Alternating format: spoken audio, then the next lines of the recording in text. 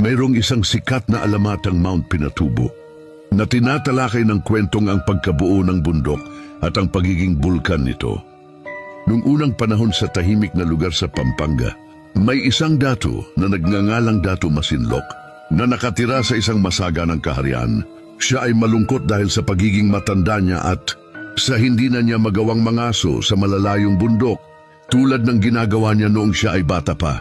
Isang araw, dumating sa kanyang kaharian ang isang salamangkero na may kakayahang bumuo ng bundok sa anumang lugar. Nalaman ng salamangkero ang kalungkutan ng dato at inalok siyang gagawan siya ng bundok kapalit ng pagpayag ng dato na mapangasawa ang kanyang napakagandang anak, si Prinsesa Alindaya. Dahil sa pananabik, pumayag ang dato.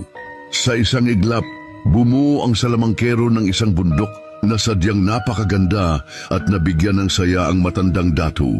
Subalit labis na nalungkot ang prinsesa sa desisyon ng kanyang ama dahil pakiramdam niya ay ipinagpalit siya sa isang bundok.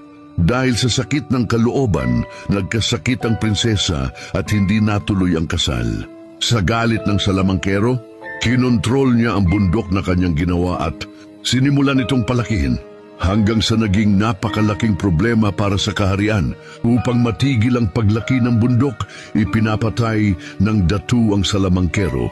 Pero hindi ito nakatulong at sa huli, ang bundok na ginawa ay nag-umpisang sumabog. Pagkatapos ng pagsabog, ang bundok ay nag-iwan ng isang malaking bunganga o crater.